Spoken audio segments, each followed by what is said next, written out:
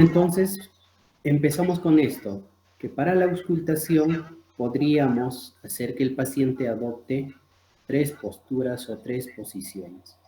Una posición estándar, ¿no?, en consultorio o inclusive en la misma cama del paciente, que es la que inicialmente se aplicó ya desde Laennec, ¿no?, desde los años 70 del siglo pasado, en el cual el paciente está sentado, obviamente desnudo, y lo abordamos.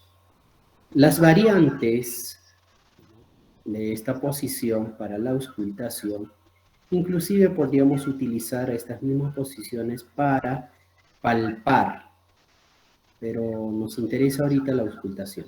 Entonces, la posición de Pachón, en la figura B pueden ver cómo es la posición, paciente en decúbito lateral, con el brazo izquierdo debajo de la cabeza y la derecha extendida. Esta posición de Pachón es muy preferido por los cardiólogos para realizar el ecocardiograma. ¿Ya? Entonces, si bien es cierto, es una variante del examen físico auscultatorio, acuérdense que también es una forma o es una posición preferida por los cardiólogos para realizar el ecocardiograma. La tercera postura o actitud del paciente, en este caso posición, es la auscultación para un poco identificar los sonidos a nivel del base del corazón, ¿no? Es la posición de Azulay. En este caso, como pueden ver, el paciente está sentado, se inclina un poco hacia adelante y extiende los brazos. En cambio, la posición de Pachón nos permite auscultar mejor el ápex del corazón. Las áreas o focos de auscultación precordial, como pueden ver en la imagen A, tenemos el 1, que es el área apexiana, o el del ápex, y nos permite básicamente auscultar el foco de la válvula mitral. Esto está generalmente ubicado en el cuarto o quinto espacio intercostal, dependiendo del fenotipo del paciente, si es brevelíneo o longilíneo, ¿no?, al nivel más o menos medio clavicular. El punto 2 corresponde al foco de la válvula tricuspidia. Esto está ubicado a nivel del apéndice sifoides. Y eventualmente podríamos lateralizar un poco este foco hacia el lado izquierdo. El número 3 es el foco de la válvula aórtica, que corresponde al segundo espacio intercostal y paraesternal derecho. Y el 5 es su contraparte del foco de la válvula pulmonar, que está a la misma altura, segundo espacio intercostal, paraesternal izquierdo. El foco 4, como pueden ver, es el aórtico accesorio o de R. Teóricamente sería la localización del área de la válvula aórtica propiamente, ¿no? Sin embargo, podría confundirse con los focos cercanos, por eso que se prefiere auscultarlo mejor en el foco 3.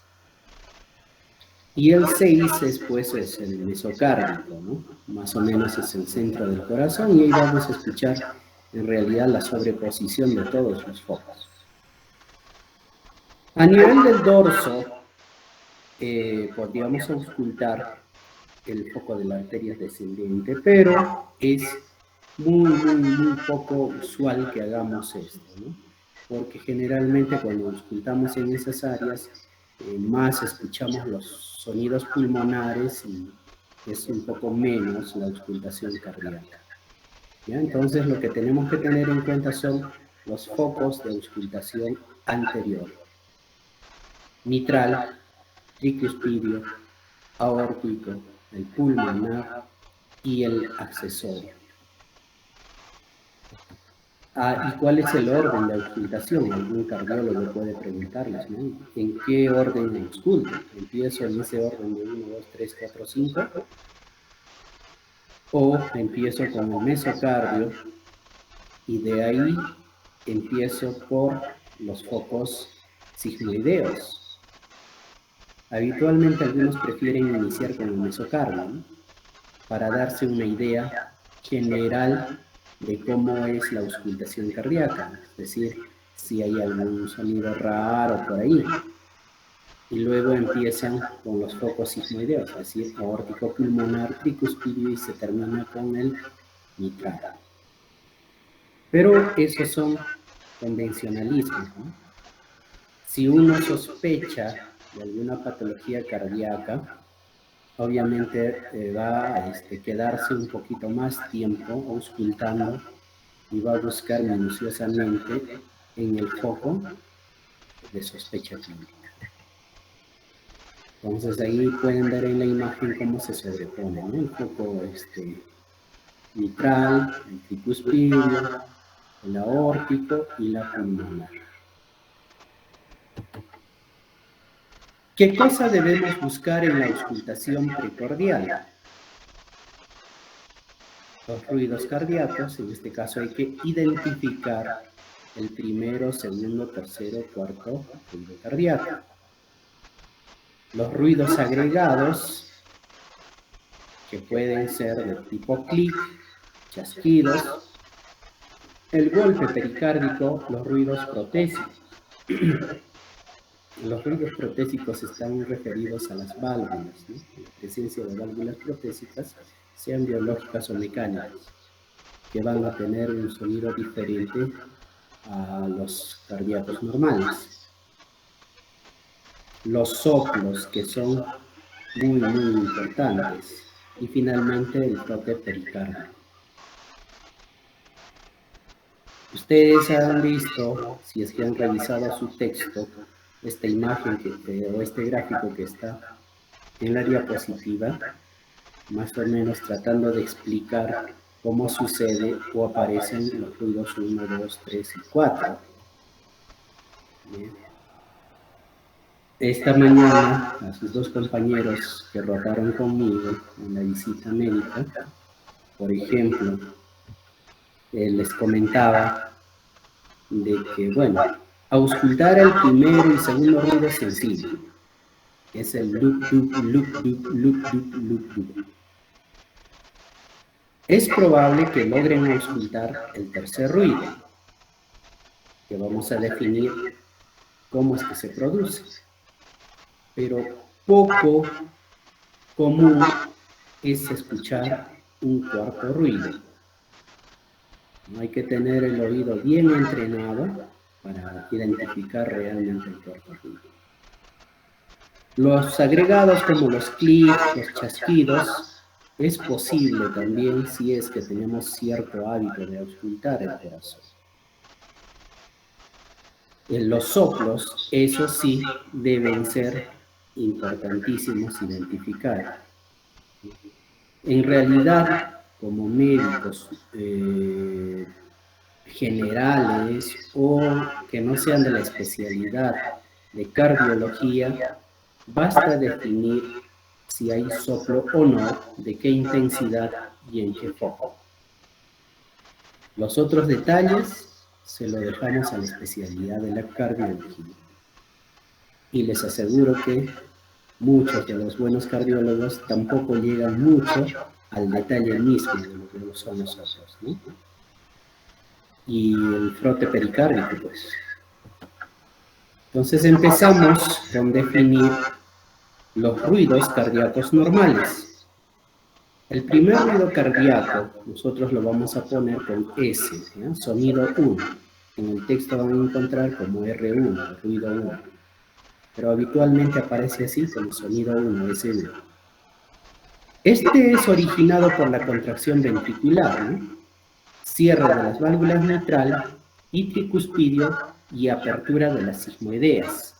Entonces ya se van haciendo idea de que el primer ruido ¿no es cierto?, se origina sobre todo por el cierre de la válvula mitral y tricuspidio. Loop. Entonces, tenemos dos válvulas acá, mitral y tricuspidio, que se cierran y se abren dos válvulas, las sigmoideas. Por lo tanto, tiene 4 componentes este primer sonido: la mitral, tricuspidia, sigmoidea aórtica y pulmonar. Es posible que nosotros no podamos identificar en el sonido 1 los dos componentes sigmoideos, pero es probable identificar los dos sonidos, en la mitral y la tricuspidia. Por eso es que aparecen los famosos desdoblamientos del primer sonido. Entonces, si hay patología mitral o tricuspidia, el sonido no va a ser solamente loop, es decir, las dos válvulas no se cierran casi sincrónicamente, sino más bien uno se cierra antes o después de la otra. Entonces puede aparecer un loop, está desdoblándose. Este primer ruido generalmente es más intensa, ¿no?, en el foco mitral que en el foco tricuspidio. Y también es más intensa que los segundos ruidos, el loop. La duración, bueno, esto ya son detalles, desde 0.08 a 0.16 segundos, corresponde a la sístole ventricular, por lo que tiene 4 componentes, lo que acabamos de decir. Dice el texto de que fisiológicamente podríamos escuchar desdoblamiento de este primer ruido si es que le ponemos al paciente a inspirar. O sea, le pedimos al paciente que tome aire profundamente, que inspire, y auscultamos, y podríamos nosotros escuchar el desdoblamiento. Bien, entonces, y lo que sigue del loop es el dup. Loop, dup, loop, dup, loop, dup, loop, dup. Y entonces el S2 o el sonido 2, ¿a qué corresponde? Al cierre de las válvulas aórtica y como segundo componente al cierre de la válvula pulmonar. El S1 está producido por el cierre de la mitral y la tricuspidia y la apertura de estas sigmoideas, pero ya el sonido 2 es por el cierre de las dos sigmoideas. Ya, entonces, obviamente marca el final de la sístole mecánica, ¿no? Es mucho más breve, más agudo que en comparación con el sonido 1. Más intenso en la base que el sonido 1. Entonces, pero en todo caso lo que tendríamos que buscar es que el paciente esté en posición de, ¿cómo se llama esto? Azulay.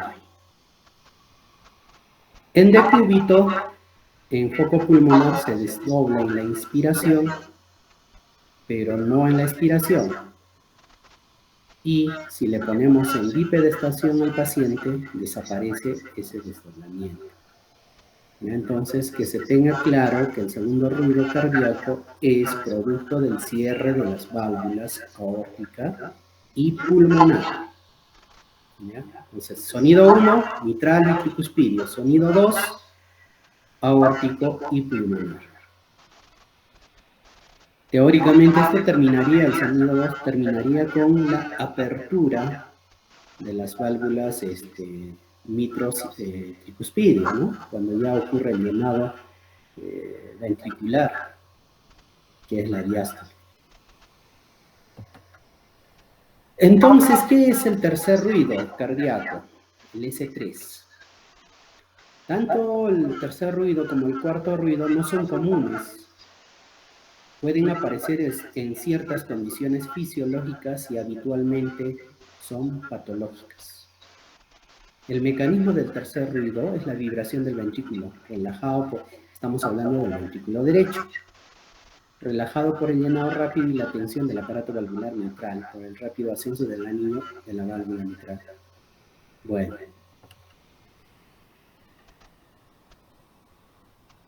o en todo caso de los ventrículos, ¿no? Porque no solo la mitral está en la izquierda.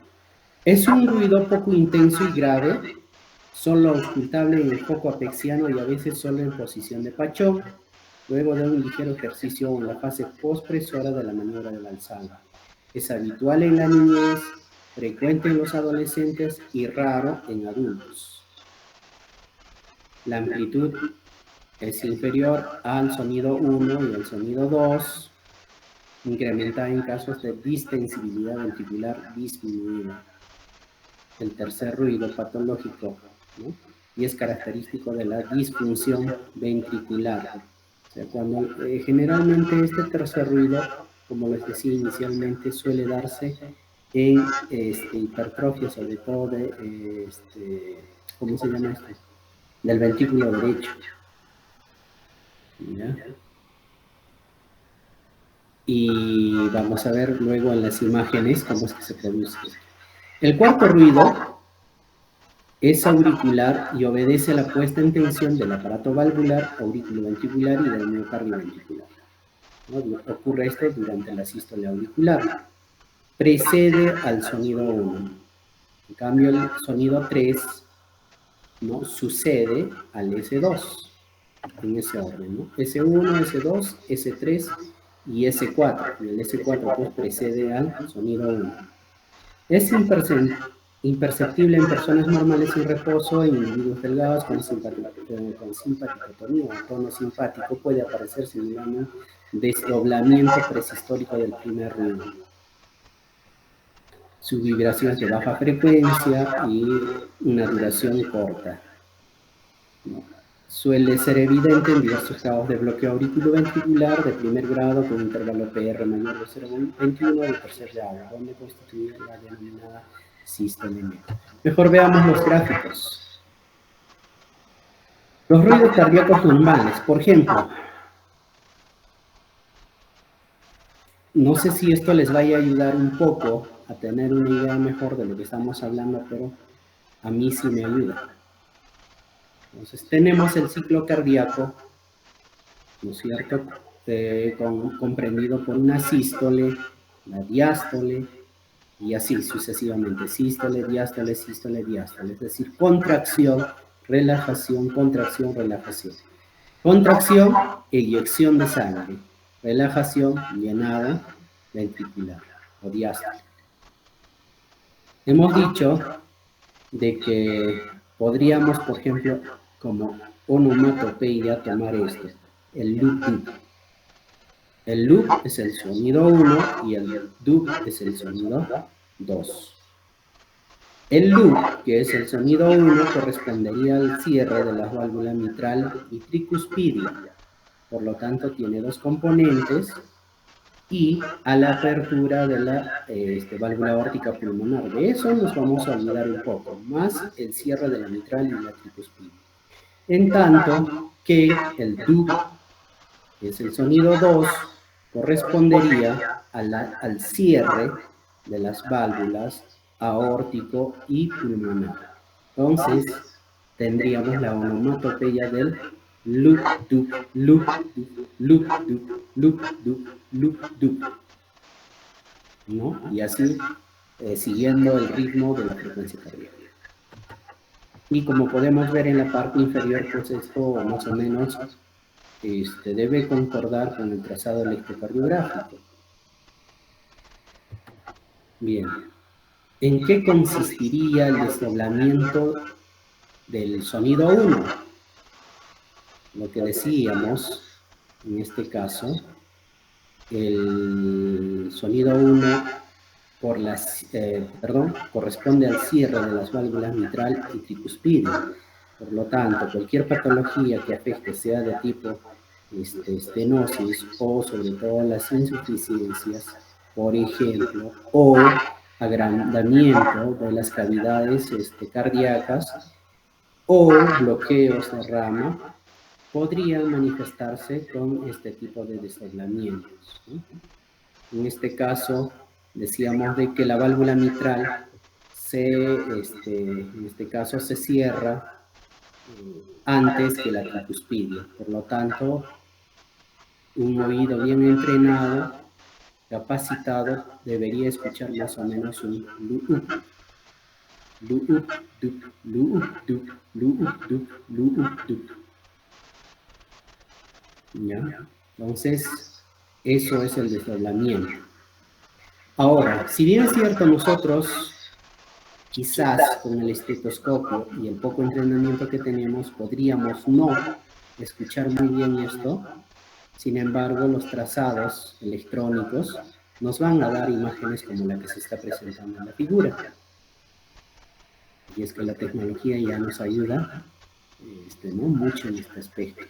Obviamente nosotros todavía no tenemos, por ejemplo, en nuestros monitores los trazados de este tipo. Y el desdoblamiento del sonido 2, el dup, hemos dicho que corresponde al cierre de las válvulas aórtica y la válvula pulmonar. Al similar que en la otra, la hipertensión pulmonar, las patologías valvulares, podrían hacer que se cierre una válvula antes que la otra. En este caso, la aórtica, por ejemplo, mucho más antes que la pulmonar. De manera que, en este caso, tendríamos un sonido onomatopoético, como se dice, ya ves, ya me bloqueé. La onomatopeya de un du-up. Loop, du-up, loop, du-up, loop, du-up, loop, du-up. Bien, eso son desdoblamientos, en teoría. Ahora vamos a los ruidos cardíacos adicionales, en este caso el sonido 3 y el sonido 4. ¿A qué corresponde? De acuerdo a la teoría que hemos definido, el S3 o el sonido 3 corresponde a un sonido generado generalmente por hipertrofia o dilatación de los ventrículos, y más aún del ventrículo derecho. ¿Ya? Por eso es que, por ejemplo, una hipertensión pulmonar o una falla cardíaca derecha, por ejemplo, que acompaña en el foco tricuspidio, tratamos de buscar, ¿no? El foco tricuspidio, el sonido 3. ¿Cómo escucharíamos teóricamente? Un loop, du, du, loop, du, du, loop, du, du, loop, du, du, loop, du, du, loop, du, du, loop, du, du, loop, du, du. Si ya no es un loop, du, loop, du, loop, du, sino un loop, du, du, loop, du, du, loop, du, du. Y esta mañana sus compañeros intentaron escuchar, y obviamente como recién están entrenando sus oídos, me imagino que lo más que han hecho es auscultarse a sí mismos, ¿no? Se hace difícil diferenciar inclusive este tercer ruido. Con respecto al ruido cardíaco adicional, S4 o sonido 4, en este caso hemos dicho, corresponde a los sonidos que producen las aurículas dilatadas, ¿no? Las patologías cardíacas que hacen que las aurículas estén dilatadas o hipertrofiadas van a hacer que genere un sonido adicional. Por lo tanto, esto no está después del sonido 2, sino precede al sonido 1. ¿Por qué? Porque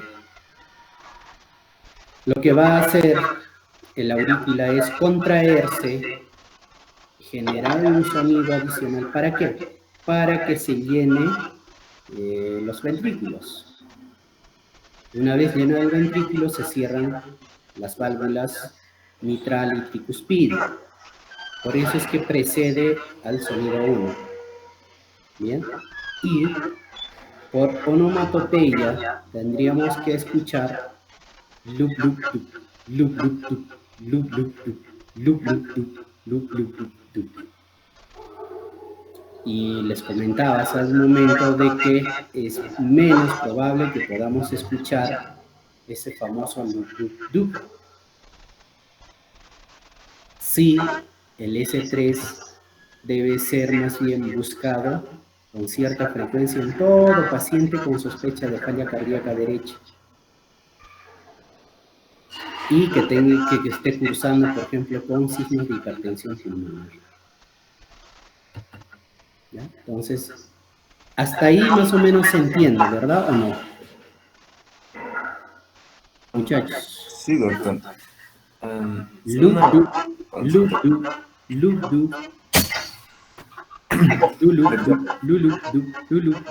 loop, loop, loop, loop. O sea, por lo menos en teoría deben tener claro eso para que ustedes al momento de la auscultación puedan identificar, porque si no tienen idea de lo que van a escuchar, no van a identificar nada.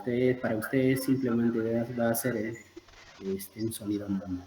Entonces traten de escucharse a sí mismos ustedes y definan bien el loop. Muy bien. Los desdoblamientos, de verdad que yo no les voy a exigir, les digo personalmente, yo mismo no puedo identificar con claridad los desdoblamientos. Es mucho más sutil. En los videos seguramente ustedes han estado ya tratando de escuchar los sonidos. Nos ponen sonidos sencillitos en los videos, pero cuando nosotros escuchamos ya con los auriculares y el estetoscopio, pues no es lo mismo.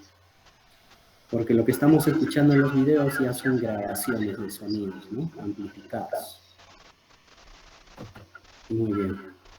Los ruidos cardíacos agregados, como los clics, los chasquidos de apertura, también son un poquito complejos de escucharlos, ¿no? En este caso están los clics o los chasquidos. Los clics pues son unos sonidos secos y de golpe. Y obviamente eso nos habla de patología valvular, sobre todo de tipo estenótico. Entonces ahí, por ejemplo, en la imagen ustedes pueden ver los clics durante el cierre de la mitral, la tricuspidia, o de la aórtica, o de la pulmonar. En este caso deberíamos ser capaces de identificar los componentes del primero y segundo sonido. Y dependiendo del componente, más o menos identificar en qué momento aparece el famoso o el bendito clic. ¿Para qué? Para que nosotros podamos tener en cuenta si corresponde a la válvula mitral o tricuspidia. ¿No? Eso en forma general, pero cuando auscultamos por focos, obviamente cada foco va a dar su propio sonido. Por ejemplo, si auscultamos el foco mitral y a la vez el foco tricuspidio, obviamente dependiendo de la patología valvular, el clic aparecerá más en el foco mitral o más en el foco tricuspidio. Lo mismo va a ocurrir si auscultamos el foco aórtico o el foco pulmonar. Por eso es que es importante definir en qué foco estamos, qué estamos escuchando, en qué momento estamos, en la sístole o en la diástole, es decir, el sonido 1 o el sonido 2. ¿Ya? Bien, entonces eso es con respecto a los sonidos 1, 2, 3 y 4. ¿No? 1 y 2, sencillo, eso es de auscultación habitual, el famoso loop. Sonido 3, después del sonido 2, y corresponde a sonidos generados por los ventrículos. Y el sonido 4, antes del sonido 1, y corresponde a la contracción de las aurículas, ¿no? Y el aparato valvular o subvalvular. Bien, ahora pasamos a los soplos. Hace un momento comentaba de que es importante identificar si nuestro paciente, primero, tiene soplo o no. Entonces, como médicos generales o médicos, si ustedes posteriormente optan por una especialidad, de todas maneras deben identificar ¿Cuál es el foco? Obviamente pueden haber soplos que aparezcan en todos los focos, pero no ocurre en la mayoría de los casos, ¿no? Entonces, primero definir si hay soplo o no. Segundo, ¿cuál es el foco que genera el soplo? Tercero, más o menos la intensidad. Y cuarto, ¿en qué momento se produce el soplo? ¿En la sístole o en la diástole? Ahora, de que sean proto, meso o tele, es decir, ¿no? En la primera parte, por ejemplo, de la sístole, al medio de la sístole o al final de la sístole, de verdad que eso ya también son un poco ya detalles que seguramente los de la especialidad de cardiología se encargarán de definirlas si es que es posible, o obviamente podríamos recurrir a la reproducción digital o ampliada, ¿no?, de esos sonidos. Por ejemplo, ¿cuál es lo que tenemos a la mano? Esto de la ampliación de sonidos lo tenemos, ¿no? Todos los días escuchamos los latidos fetales, los latidos cardiofetales, a través del Doppler fetal. Nuestro ecocardiógrafo nos da un Doppler cardíaco, pero no tenemos todavía como una tecnología de todos los días ahí, por ejemplo, conectada a un monitor y que podamos escuchar al paciente. Entonces dependemos aún, de todas maneras, de nuestros oídos. Definamos entonces soplo cardíaco. Se producen por el flujo sanguíneo turbulento, rápido y las vibraciones que este flujo sanguíneo turbulento y rápido genera sobre las paredes y las estructuras sólidas del corazón. Puede presentarse durante toda la sístole o la diástole. Esos son los polos sistólicos o polodiastólicos. Pueden presentarse en la parte inicial, lo que hemos dicho, pueden ser protosistólicos o protodiastólicos. En la parte media, mesosistólico, mesodiastólico, o al final, ¿no?, del sonido o del ciclo, como telesistólico o telediastólico. Pueden ser soplos dobles o en vaivén o soplos continuos. Y además, lo importante acá es definir sobre todo si es sistólico o es diastólico. Los soplos sistólicos generalmente son inyectivos, están asociados a estenosis o regurgitaciones, en este caso insuficiencias, y los diastólicos igual regurgitantes, en este caso insuficiencia de llenado, como por ejemplo por estenosis. Entonces tenemos acá, o les presento un pequeño gráfico que quizás pueda servirles como ayuda. Imaginémonos en este gráfico, ¿no?, las aurículas derecha e izquierda.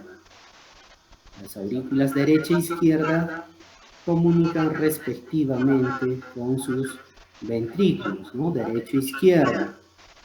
Y estas a través de las válvulas tricuspidia, las cavidades derechas, y a través de la válvula mitral, las cavidades izquierdas.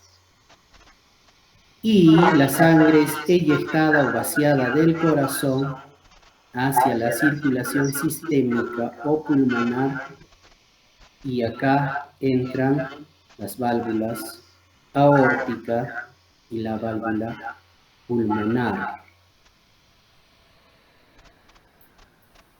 Y es obvio, ¿no es cierto?, que si nosotros tenemos el corazón y si ésta se contrae, las válvulas tricuspidia y mitral se tienen que cerrar para que la sangre no refluya hacia las aurículas, y se tienen que abrir las válvulas aórtica y pulmonar para dar paso a la sangre hacia la circulación sistémica pulmonar.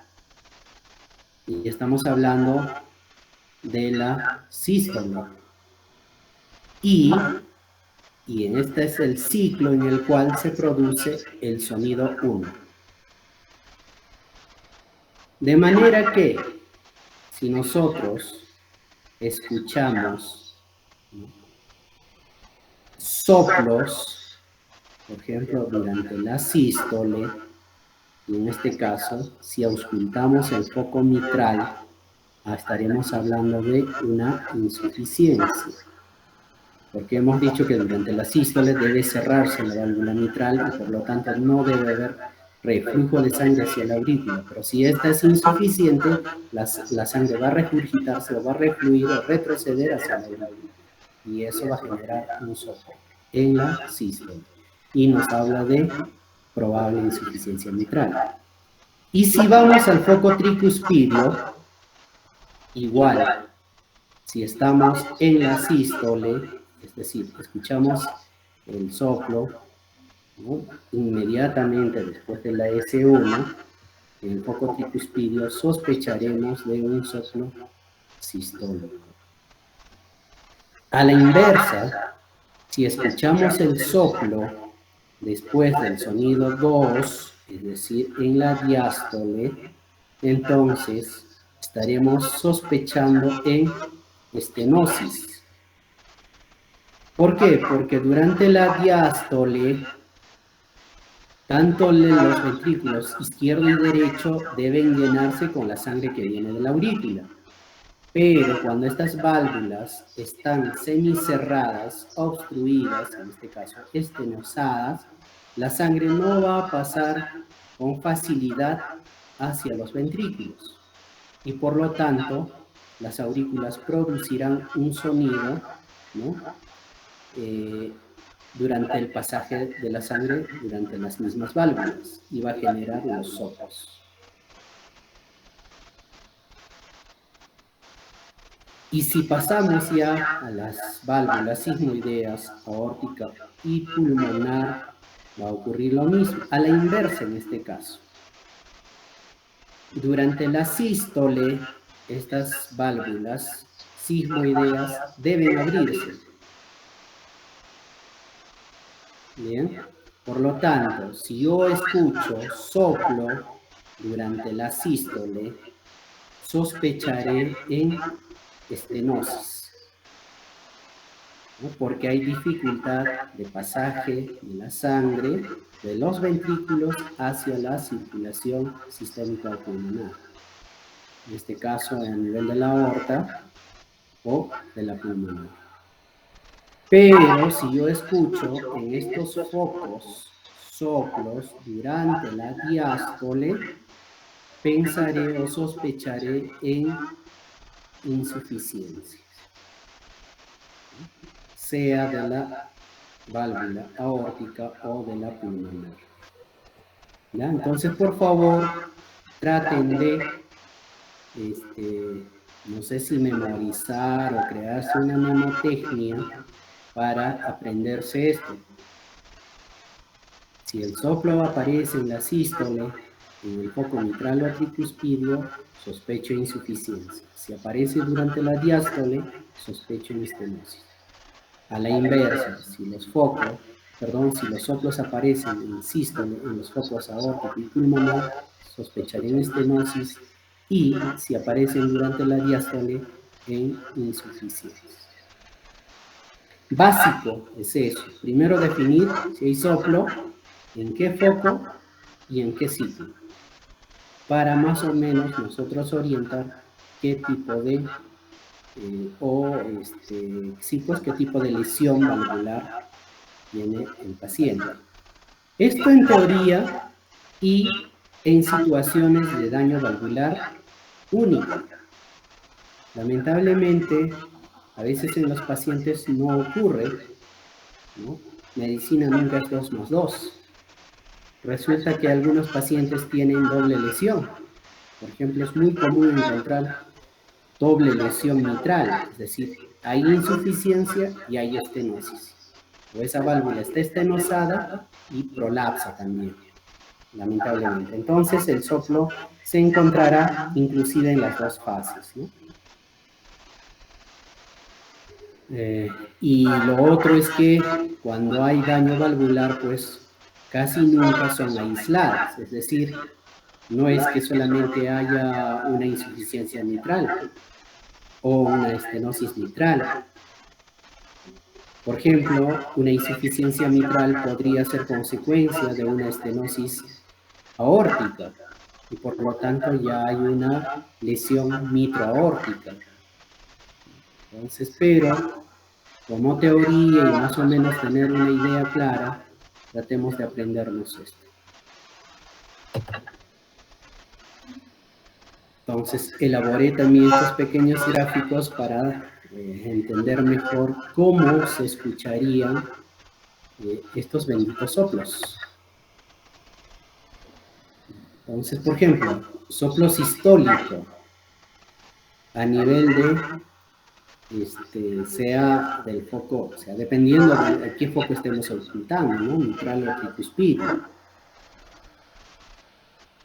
Entonces, ¿cómo escucharíamos un soplo sistólico? Un lupshduk, lupshduk, lupshduk, lupshduk.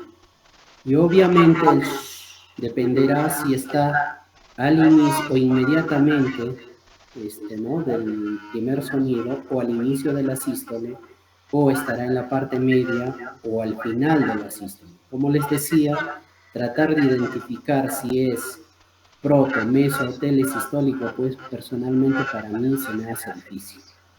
Lo más que puedo identificar es si es en sístole o es en diástole. ¿Ya? Entonces, la onomatopeya más o menos tendría que ser así. Lupsh, lupsh, lupsh, lupsh. Eso con respecto a soplos sistólicos.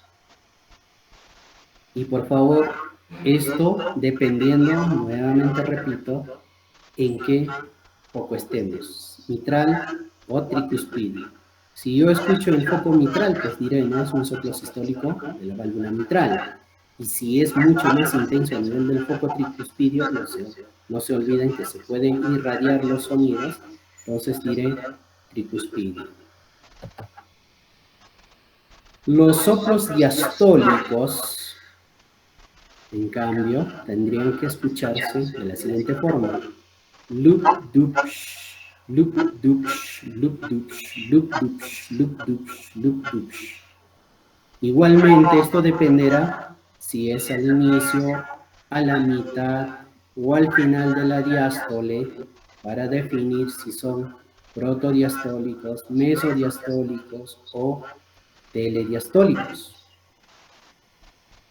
Nuevamente les repito, mis oídos no cardiológicos, pues para mí es difícil identificar estos benditos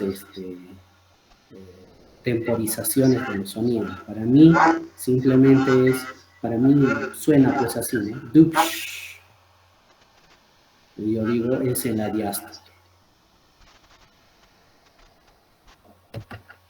Muy bien. Entonces, como decíamos, estos soplos, sean sistólicos o diastólicos, hay que tratar de definir cuál es el foco de origen. Para eso tenemos que identificar qué foco estamos auscultando. Muy bien. La otra característica es tratar de definir qué intensidad tienen estos soplos. Y de acuerdo a la escala de Levine y Harvey, tenemos 6 grados, ¿no? En relación a la intensidad de los soplos. El grado 1 es un soplo dudoso o auscultado solo por algunos observadores, que quiere decir que algunos podrían decir, yo escucho soplo, y alguno otro menos entrenado podría decir, no sé, no escucho. Y obviamente esto debería ser con cierta frecuencia escuchado ya por los cardiólogos, ¿no? Porque ellos tienen entrenamiento en esto. El grado 2 es de escasa magnitud, pero resulta indudable, es decir, cualquiera que escuche va a decir, ah, sí me parece que hay soplo. El grado 3 es un soplo intenso, es decir, pones el estetoscopio y escuchas, pero no hay frémito. Y el frémito, pues, no es otra cosa que el sonido del soplo que inclusive uno lo puede palpar. palpa en el foco, es posible sentir esos sonidos, ¿no? El grado 4 es igual de intenso, pero ya se acompaña por frémito, perdón. El grado 3 yo palpo y no hay frémito, pero en el grado 4 ya hay frémito. Entonces, para todos nosotros, aún con poco entrenamiento, un soplo de 3 para arriba, de todas maneras debería ser escuchado. Un soplo de grado 2 hasta el grado 2, ya podría uno decir, ya bueno, pues se te pasó, seguro que no lo has escuchado muy bien. Pero a partir de un soplo grado 3, todos deberíamos escucharlo. Un soplo de grado 5 es el máximo soplo auscultable sobre el tórax. Usted le pone la campana del estetoscopio y lo escucha. Y el grado 6 no necesita uno ponerle el estetoscopio. Inclusive puede palparlo así de frente o escuchar inclusive, ¿no?, el latido y el sonido, que es un poco raro. Entonces nosotros habitualmente sí escuchamos soplos a partir del grado 3 y personalmente un grado 6 nunca he tenido la posibilidad de escucharlo. Muy bien, entonces hasta ahí sonidos y soplos. Ahora el frote pericárdico. Cuando auscultamos, en este caso, ¿no es cierto?, cuando se trata de frote pericárdico, pues lo vamos a escuchar en todos los focos si es posible, sobre todo en toda la región precordial. Y estos son fenómenos acústicos soplantes, ásperos o rudos, comparados con el crujir del cuero nuevo o con el raspado de una lija. Háganse la idea de que cómo suena la lija o el crujir del cuero nuevo.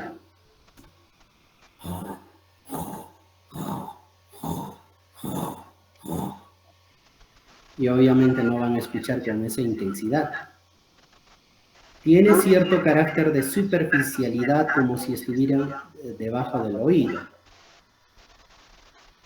ubicados en cualquier lugar del precordio, pero más frecuentes en la base, el mesocardio y el ápex. Generalmente sistólicos, ¿por qué? Porque hay una retracción ventricular, y aunque pueden ser también sistodiastólicos en vaivén o protodiastólicos, llenado rápido, y diastólicos tardíos sistolauricular. ¿Qué significa acá el del frote pericárdico? Por ejemplo, durante la sístole, pues, el corazón se contrae y relativamente o virtualmente se separa de la hoja pericárdica. Al ocurrir esto, frota con el pericardio, ¿no? Al apoyar con más firmeza el estetoscopio contra el tórax, se ocasiona un refuerzo de los frotes pericárdicos, pero no los soplos. Entonces, si es que tenemos duda de que si estamos escuchando un soplo o un frote pericárdico, lo que podríamos hacer es presionar un poquito más el estetoscopio contra el tórax y en este caso vamos a escuchar el frote pericárdico un poco más intenso. En cambio, el soplo no va a cambiar. O sea, soltemos o presionemos más la campana del estetoscopio, la intensidad del soplo no va a cambiar. Y generalmente los soplos, a no ser que sean, ¿no?, en varios focos, pues se limitan a su foco propiamente dicho. Por lo menos la intensidad es mucho más siempre en un foco. En cambio, el frote pericárdico pues está en todas partes. Muy bien. Ya estamos terminando. Y con respecto a los otros hallazgos semiológicos relacionados, hay que tener en cuenta durante la exploración física relacionada al aparato cardiovascular, es con relación al tórax, abdomen y extremidades. Con respecto al tórax, por ejemplo, los pacientes con cardiopatía que comprometen ya el pulmón, Una de las complicaciones frecuentes es la congestión y el edema pulmonar y el derrame pericárdico, el derrame pleural. Entonces, ¿qué cosa deberíamos encontrar cuando hay congestión o edema pulmonar? Crépitos, estertores, generalmente finos. En cambio, si hay derrame pleural, pues podríamos percutir, matidez o auscultar también frotes pleurales y disminución o abolición del murmullo vesicular, sobre todo a nivel de bases. Obviamente, donde se junta agua no va a pasar aire y por lo tanto no escucharemos el murmullo vesicular normal. Entonces desaparece el murmullo en esa zona. Y si percutimos, pues no va a tener la sonoridad que el pulmón tiene, porque está lleno de aire, sino más bien será un sonido mate. En relación al abdomen, igual, las fallas cardíacas, sobre todo derecha, que cursan con anasarca, podrían producir ascitis. Y a nivel de extremidades inferiores, los edemas, pues. Y hemos hablado cuáles son las características del edema tipo O de causa cardiovascular. Muy bien, chicos, hasta ahí hemos terminado con respecto al examen físico cardiovascular. Ahora, por favor, quiero sus comentarios o no sé si hay algunas preguntas. Y estamos 37, faltan 10 de sus compañeros.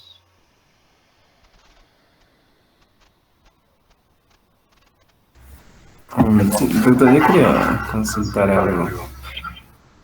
Era sobre, entonces, puede ser muy confuso escuchar los desdoblamientos con los otros ruidos, como por ejemplo los soplos, bueno, como usted mismo digo, que no estamos entrenados. Entonces, podríamos confundir frecuentemente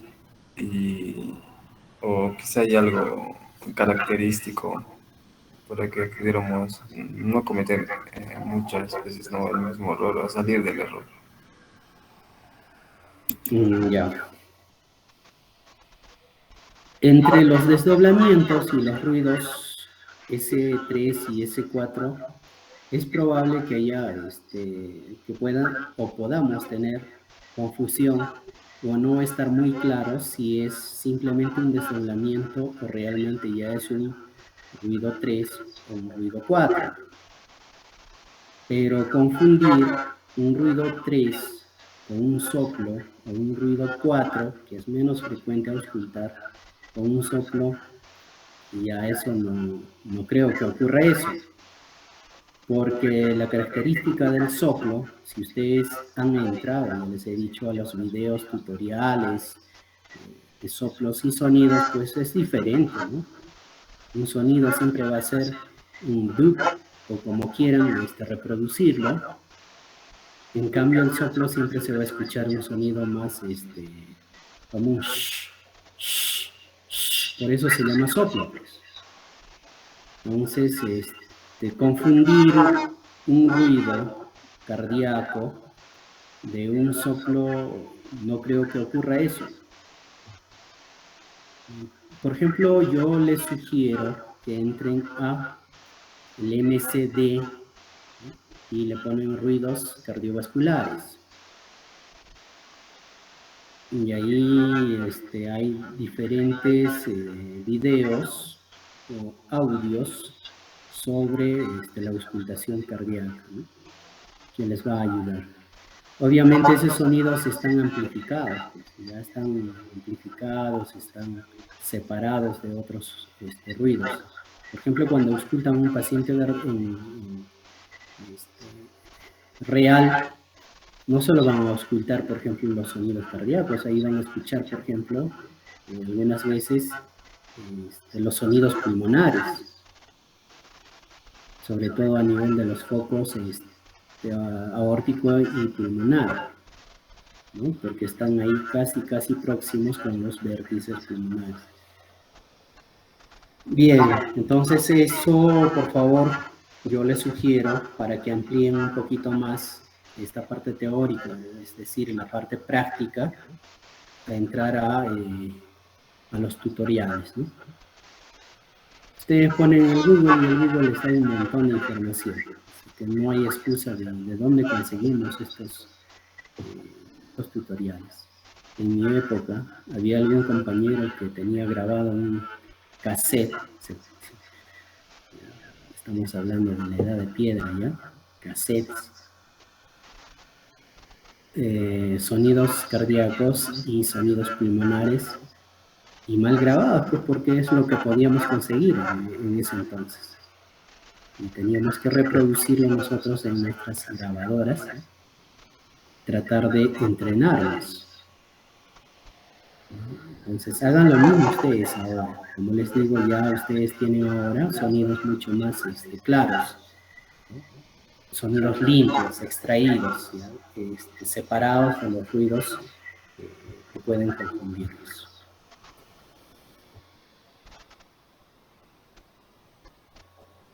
En la mañana, ¿quiénes me acompañaban en la visita?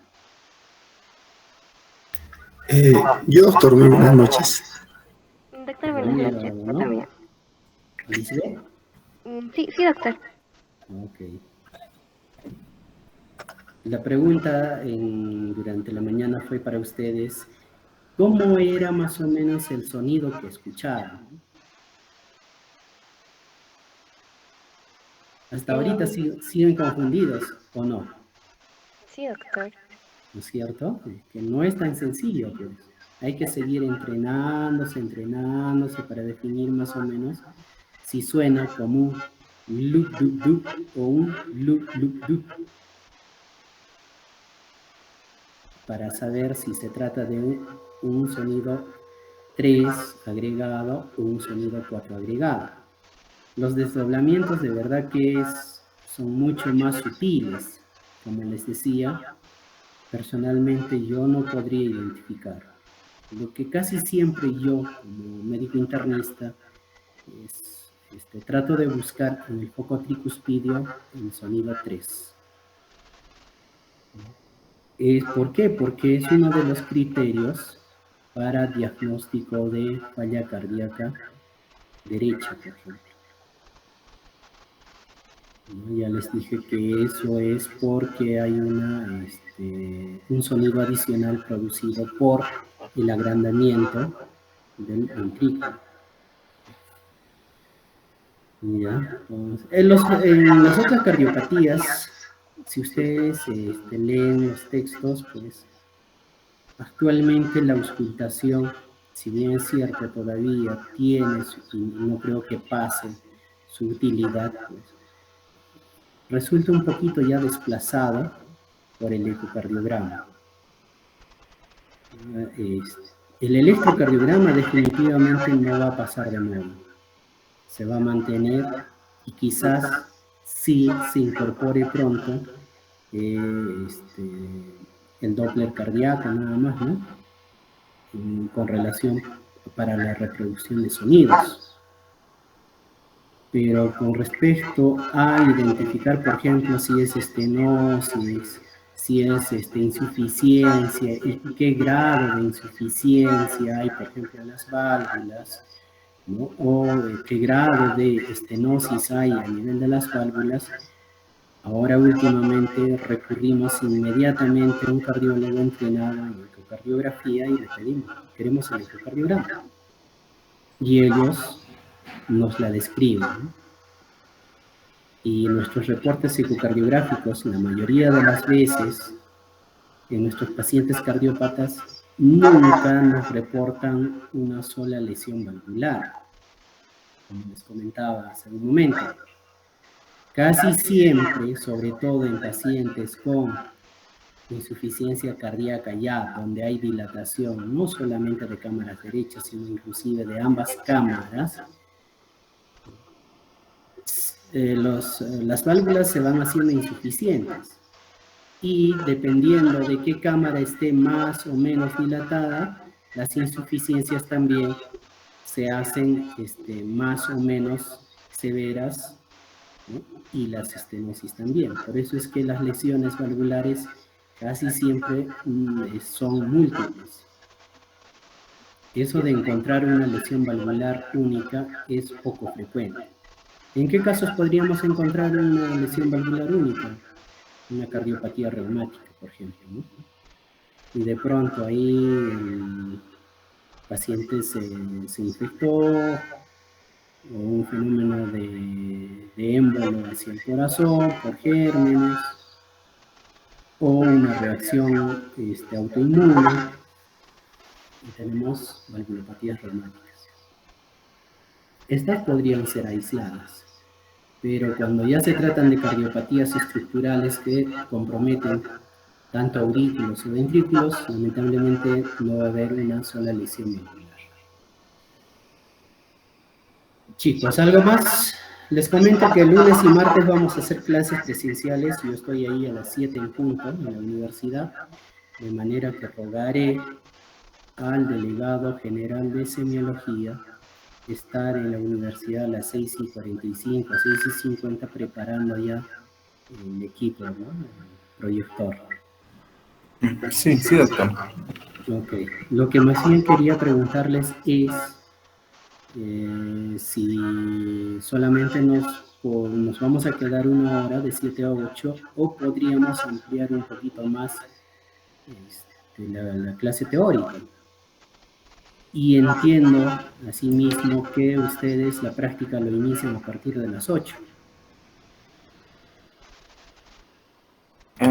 Sí, sí, doctor.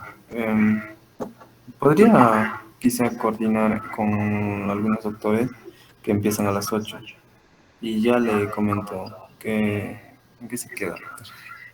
Sí, de todas maneras, o sea, ustedes me han dicho, las clases son de 7 a 8, de acuerdo a la programación. Ok, de 7 a 8 entonces.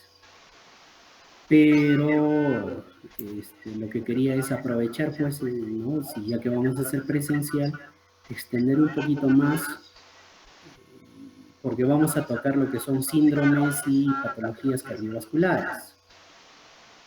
Y si ustedes han revisado ya, o por lo menos le han dado una ojeada a su texto, realmente es bastante. Así que vamos a tratar de resumirlo y hacerlo breve, pero a la vez que se entienda, ¿no? Que se entienda, o que tengan una noción clara sobre la clínica de cada una de las patologías que vamos a desarrollar.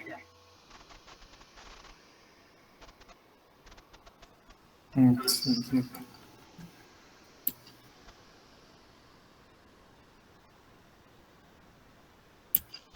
Bien. ¿Algún comentario adicional más ya para irnos a dormir, o todavía no, o ya no hay más nada? ¿O es que acaso ya se quedaron dormidos? No, doctor. ¿Está por ahí Bizarro? ¿Carlos?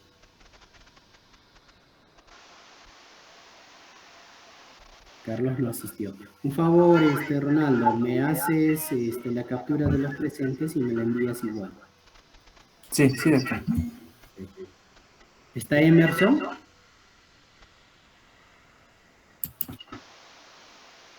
Tampoco está Emerson. ¿Hoy día ha habido campeonato? Sí, doctor. Sí, doctor. Profesionales. Creo que se han ido al encuentro deportivo. Sí, doctor, y nos fue bien nomás. Ganaron a derecho. Sí. Okay. ¿Y dónde está el delegado de deportes? ¿Cómo se llama? Aldo, ¿no? Algo, sí. ¿Está presente? Tampoco está en clase, pues están festejando. A lo mejor sí, pero está Álvaro, doctor, el capitán del equipo. No entiendo, si el capitán está presente, ¿por qué los otros no están? Muy bien, Álvaro, eso es la responsabilidad que uno tiene, ¿no? Está en todas partes, tratando de cumplir con lo que, bueno, asume como tal. Y no se trata de excusarse y decir, no, pues es que había tal cosa, es que había tal actividad. Chicos, ¿nadie más? A ver, ya Kelly, Doctor, está buenas noches. despierta. Sí, doctor, yo tenía ¿Se una entendió pregunta. la parte de sonidos, de soplos o no? Sí, doctor, y respecto a la auscultación, en el caso de que nuestro paciente tenga dextrocardia, el otro día en nuestra práctica, un paciente, o sea, con su placa ya de radiografía de tórax, Ujú. se veía que tenía dextrocardia. Entonces, en ese caso, o sea, antes de que lo hagamos o de que venga a consulta externa y no tenga ninguna placa, nada, y no encontremos el foco mitral, como en ese caso, ¿qué haríamos? O no sé, porque su corazón sí estaba ya yéndose para la derecha. Ujú. Jacqueline, en ese caso lo primero que hay que definir es si es una dextrocardia sola o es una dextrocardia asociada a una inversión de todos los órganos, porque hay pacientes que tienen situs inversus solitus, o sea, solamente el corazón está hacia la derecha, y esto sería el segundo caso del que me entero, porque conocí a otro paciente igual, apenas saliendo de la universidad. Y ahí, y este paciente no era un situs inversus solitus, sino un situs inversus totalis, o sea, todos sus órganos eran en espejo. Obvio, pues ya que tú le auscultas el corazón y no vas a escuchar sonidos, pues en el lado izquierdo. Entonces, ¿qué vas a hacer? Te vas a asustar, ¿no es cierto? ¿Dónde está el latido del corazón? Y empiezas a auscultar las diferentes áreas. Y obviamente, así el corazón esté invertido hacia el lado derecho, cuando tú pongas el estetoscopio en el foco tricuspidio, ¿no? Si es un situs inversus, vas a escuchar pues el latido. ¿Por qué? Porque el foco tricuspidio está a nivel de apéndices sifoides. Entonces ahí vas a escuchar el latido y vas a decir, ¿y qué pasa acá? Acá sí escucho, y en el ápex o en el foco mitral, por ejemplo, no escucho. Entonces buscarás hacia el lado derecho, ¿no? Si es un situs inversus, obviamente los focos se invierten, tanto la pulmonar como la aórtica. Es hacer un espejo nada más, un espejo de izquierda a derecha, porque acuérdate que estamos hablando de un situs inversus. Si es que realmente es un paciente con dextrocardia, ¿sí? Ahora, otra cosa es que el paciente tenga desplazado el corazón hacia el lado derecho por alguna otra patología. Por ejemplo, una malformación de la caja torácica, masas pulmonares, retracción, por ejemplo, del pulmón derecho, que haga que el mediastino se desplace hacia el lado derecho y el corazón pues también se luxe o se desplace hacia el lado derecho. Esta es otra cosa, ¿no?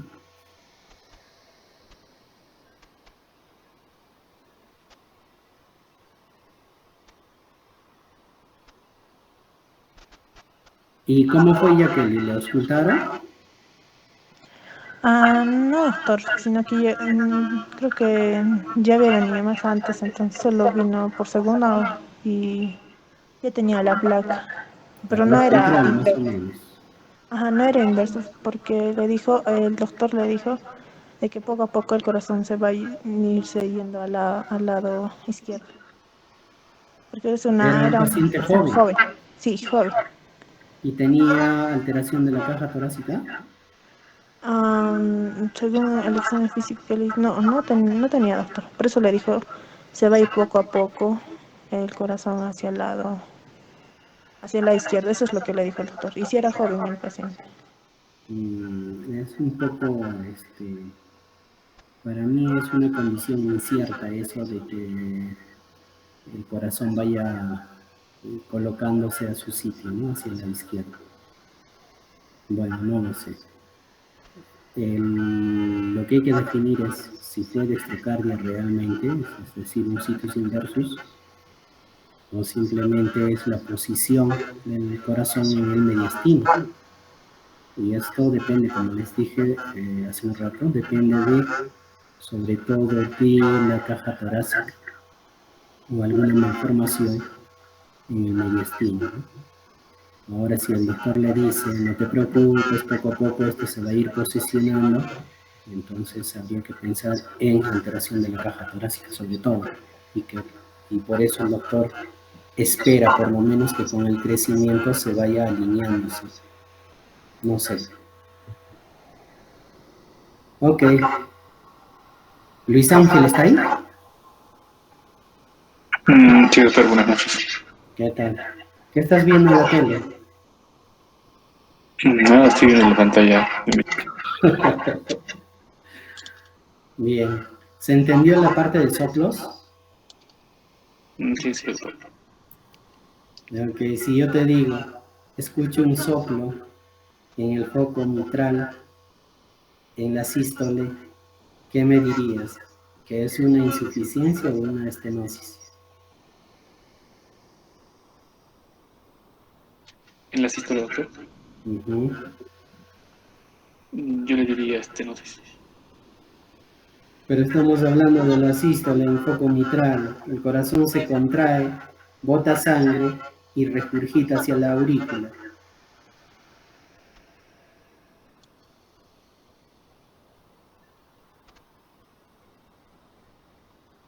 ¿Insuficiencia o estenosis?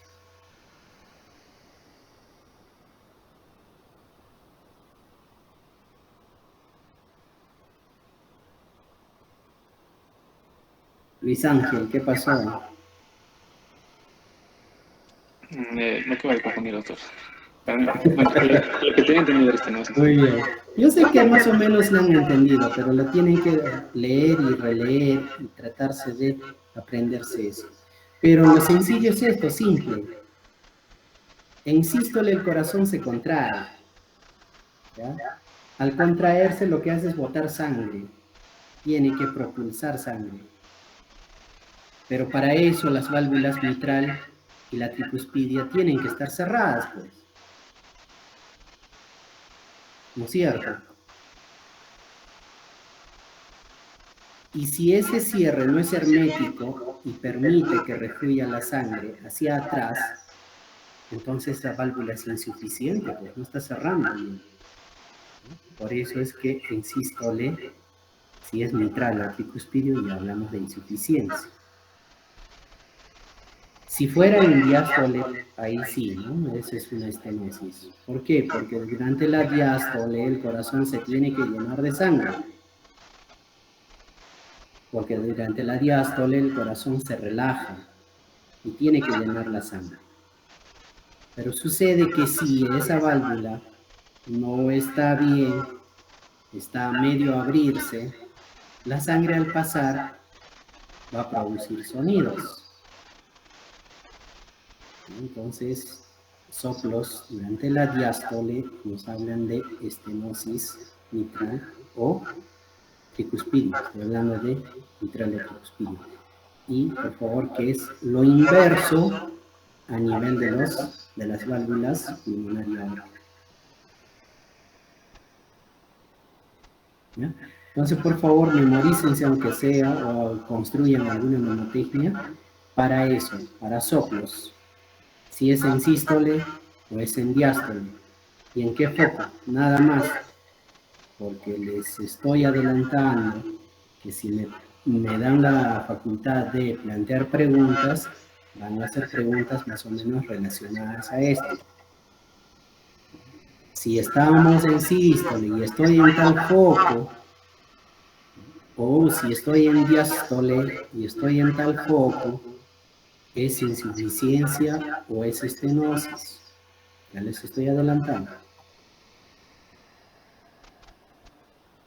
Bien, chicos, no les prolongo más, ya hemos hablado mucho, ya son 9:15.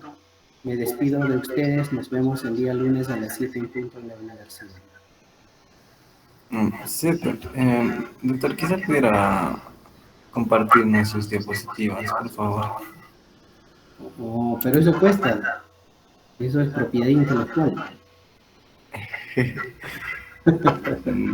No se preocupen, no se preocupen. Los voy a, se lo voy a enviar a usted, Ronaldo, y usted ya los comparte con todos.